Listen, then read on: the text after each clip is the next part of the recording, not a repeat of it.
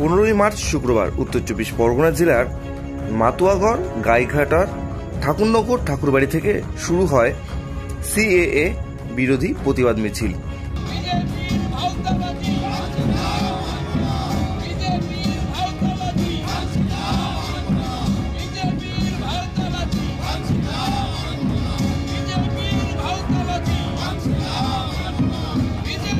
মিছিলের নেতৃত্ব দেন all India Matua মহাসংঘের সংঘাধিপতি Mamatabala ঠাকুর। এই প্রতিবাদ মিছিল শুরু হয় ঠাকুরনগর ঠাকুরবাড়ি থেকে এবং শেষ হয় ঠাকুরনগর বাজারে গিয়ে। মমতাবালা ঠাকুর বলেন, দেখুন, প্রথম কথা যে আমরা যে আন্দোলন করছিলাম, আমার শাশুড়ি, আমার স্বামী, আমার শ্বশুর যে আইনের বিরুদ্ধে লড়াই করেছিল যে কোনো শর্ত থাকবে না, আমাদের নিঃশর্ত নাগরিকত্ব দিতে হবে, তার বিরুদ্ধে যে আজকে যে আইন তারা করেছে, যে নোটিফিকেশন বের করেছে যে অনলাইনে যেটা বললে তারা নাগরিকত্ব পাবে, যে 9টা ধারা দিয়েছে যে এই জিনিসগুলো আপনাদের দিতে হবে।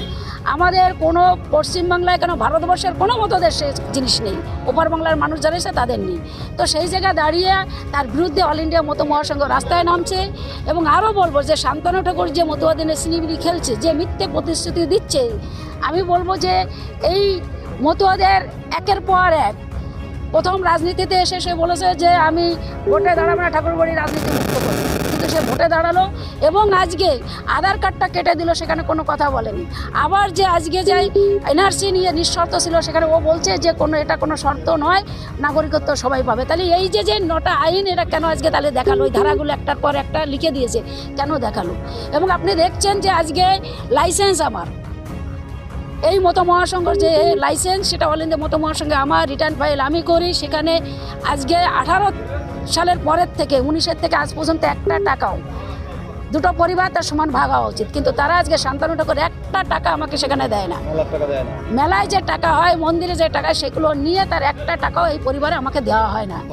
এবং পারমিশন আমাদের যদি দেখতে চান সেই পারমিশন আমরা দেখাই দিতে পারি, কিন্তু আমরা কোনো দেখছেন মাঠের ভিতরে নেমে গেছে, কোনো আমাদের কাছে বিল কাটেনি, আমাদের কাছে কোনো অনুমতি না নিয়েই আজকে মাঠের ভিতরে মানুষ নামছে।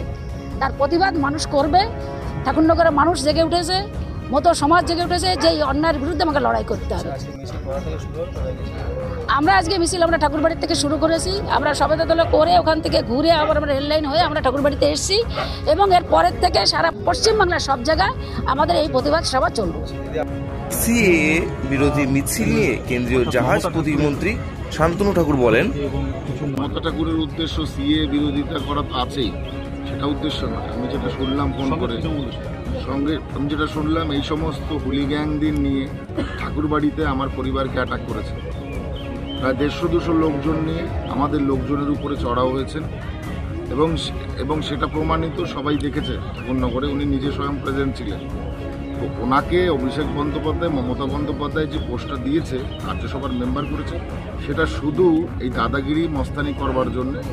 একজন মহিলা মস্তানি দাদাগিরি করে কতদূর পৌঁছতে পারবেন আমি জানি না, ডিএমসিও বেশি দূর পৌঁছতে পারবেন না। আগামী দিনের সমস্ত লোকসভার মানুষের জবাব দেবেন, ঠিক আছে, যে এই ঠাকুরবাড়ি কেন্দ্রিক গণ্ডগোল ঝামেলা বা এই লোকসভার ভিতরে ঝামেলা গণ্ডগোল ফাঁকিয়ে রাখার মূল মন্ত্রই হচ্ছে এরা কজন। তো আমি মনে করি এই সমস্ততে কিছু হবে না। মানুষ সিটিজেনশিপ পেয়েছে, সিটিজেনশিপ মানুষের প্রথম অধিকার ছিল, সেটা ভারত সরকার পূরণ করেছে। রাজনীতি শুধু নয়, ঠাকুরবাড়িকে ক্যাপচার করার একটা পদ্ধতি, ওটা দেখানো যে আমি লোক জোগাড় করে এই করলাম, মুখ্য উদ্দেশ্য। আপনারা গিয়ে জিজ্ঞেস করুন না যে ঠাকুরবাড়ির সদস্যদের অ্যাটাক করছেন কেন আপনি লোকজন নিয়ে এসে, এটা কি আপনার উদ্দেশ্য ছিল? মমতা বন্দ্যোপাধ্যায় কি আপনাকে এই করার জন্য দিয়েছে সাংসদ পোস্টটা? উত্তর চব্বিশ পরগনা জেলার ঠাকুরনগর থেকে অভিজিৎ দাসের রিপোর্ট, নিউজ বাংলা।